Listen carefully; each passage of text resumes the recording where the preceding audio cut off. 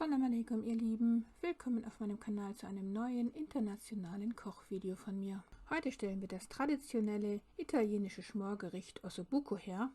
Ossobuco bedeutet Knochen mit Loch nach dem Hohlknochen, der die im Gericht verwendete Kalbshaxe durchzieht. Hier sind das jetzt Beinscheiben vom biologischen Weiderind. Ich liebe das Gericht sehr, vor allem auch, weil es so viel Knochenmark enthält. Und Knochenmark ist sehr gesund, es hat viel Kollagen, Fett und auch ein wenig Vitamin B. Knochenmark kann das Immunsystem stärken, gesündere Haut erzeugen und es hat entzündungshemmende Eigenschaften. Knochenmark ist nicht nur eine Delikatesse in Gourmet-Restaurants, sondern erfreut sich aufgrund seiner hervorragenden Nährstoffe auch bei Gesundheits- und Fitnessbegeisterten zunehmender Beliebtheit. Wir verwenden hier jetzt natürlich wieder Biofleisch, und zwar Beinscheiben vom Weiderind, denn nur das Fleisch von Bio-Weidetieren hat wirklich gesundheitliche Auswirkungen auf unseren Organismus. Wir werden die Beinscheiben jetzt zuallererst mal mit Gewürzen von beiden Seiten bestreuen und dazu nehmen wir Knoblauchpulver, Natursalz, Kurkuma, frisch gestoßener schwarzer Pfeffer und frisch gemahlenen Koriander. Wir vermischen die Gewürze und dann werden wir eben, wie gesagt, das Fleisch jetzt damit von beiden Seiten gut einreiben. Und sobald wir das getan haben, werden wir diese Fleischstücke in einer keramikbeschichteten Pfanne mit geschmolzenem Ghee anbraten. Und zwar von beiden Seiten goldbraun auf relativ hoher Flamme. Mein Video zum selber herstellen von Ghee kann ich euch hier oben gerne nochmal verlinken. Man könnte die Beinscheiben vor dem Bratvorgang auch mit einer Schnur zusammenbinden, damit sie eben nicht so auseinanderfallen, wie wir das jetzt hier sehen. Dann würde das eben schöner fürs Auge aussehen. Sobald das Fleisch von beiden Seiten goldbraun angebraten ist, geben wir die Pfanne zur Seite und geben jetzt in den Topf hier auf den Herd, worin wir dann eine große gehackte Zwiebel anbraten werden. Und dazu habe ich auch den Trester meines natürlichen Antibiotikums hinzugegeben. Und sobald dieses braun angebraten ist, kommen die Gewürze hinzu. Kurkuma, Estragon, das ist ein Kraut, was richtig toll zu Fleischgerichten passt.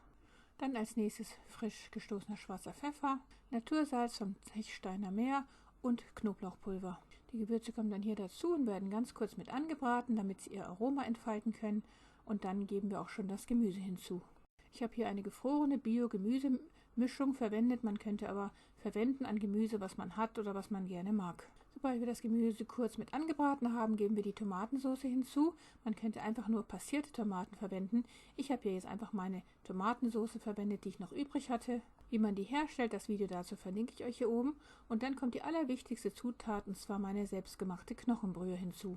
Und wie überaus gesund dieses alte Hausmittel ist und dass es uns mit Kollagen versorgt und ein Leaky Gut reparieren kann, das hatte ich euch in einem Video dazu hier schon im Detail erklärt, das verlinke ich euch gerne hier oben. Dann geben wir jetzt noch etwas Bio-Schmand hinzu, einfach für die Cremigkeit des Gerichts. Man könnte auch Bio-Sahne verwenden und damit haben wir die Soße sozusagen fertig vorbereitet. Jetzt kommen die Beinscheiben wieder zurück hier in die Soße und werden gut mit der Soße bedeckt und dann werden wir jetzt dieses Gericht hier zugedeckt auf kleiner Flamme so lange köcheln lassen, bis die Beinscheiben ganz zart sein werden. Und das dauert bei Fleisch von Bio-Weiderindern natürlich immer etwas länger, weil diese draußen auf der Weide sich aufhalten, wo sie sich viel bewegen und daher auch viel Muskeln haben, weshalb das Fleisch immer etwas zäher ist und deshalb länger gekocht werden muss als das Fleisch von Tieren aus der Massentierhaltung.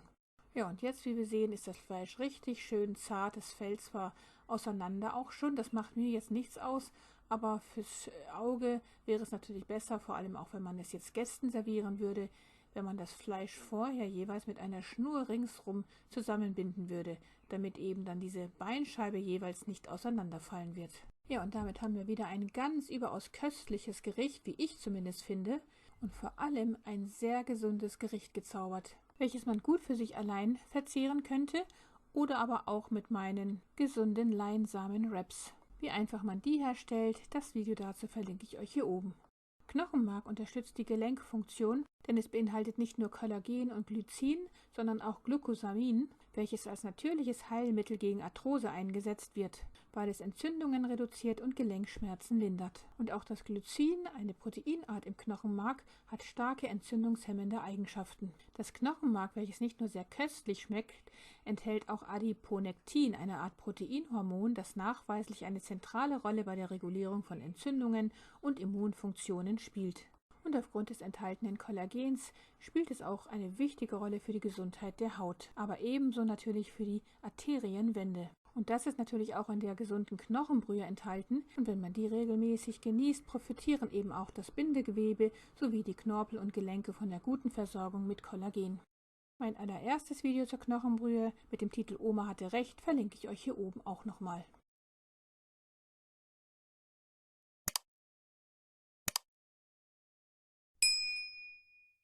Liebste Grüße, Salam alaikum, eure Mariam.